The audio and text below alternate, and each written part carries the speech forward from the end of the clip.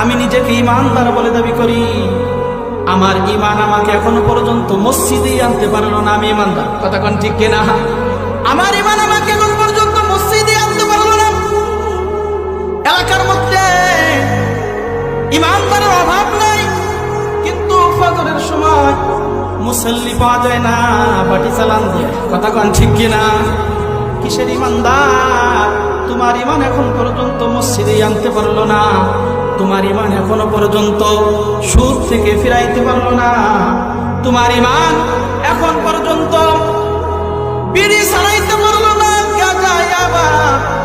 এই যে বর্তমান যুব সমাজ ধ্বংস হয়ে যাইতেছে ইয়াবার কারণে, গাঁজার কারণে, কথা কোন ঠিক কিনা? অথচ গাঁজা খায়, ইয়াবা খায়, কথা কোন ঠিক কিনা?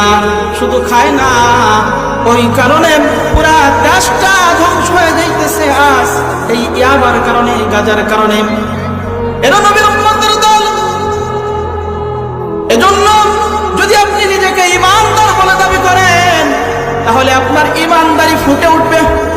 যেমনি ভাবে এই যে শীতের দিন কাঁঠালের মুচি আসতেছে, এই কাঁঠালের মুচি আসতেছে, এই কাঁঠাল এক সময় বড় হবে, যখন কাঁঠালটা পাকে তখন দেখবেন ঘিরানে করে ছড়ায় যায়, কথা কোন ঠিক কিনা?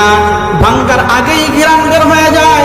তাহলে আপনি যদি ঈমানদার দাবি করেন, তাহলে আপনার ওই ঈমানের ঘিরানটাও ছড়িয়ে যাবে।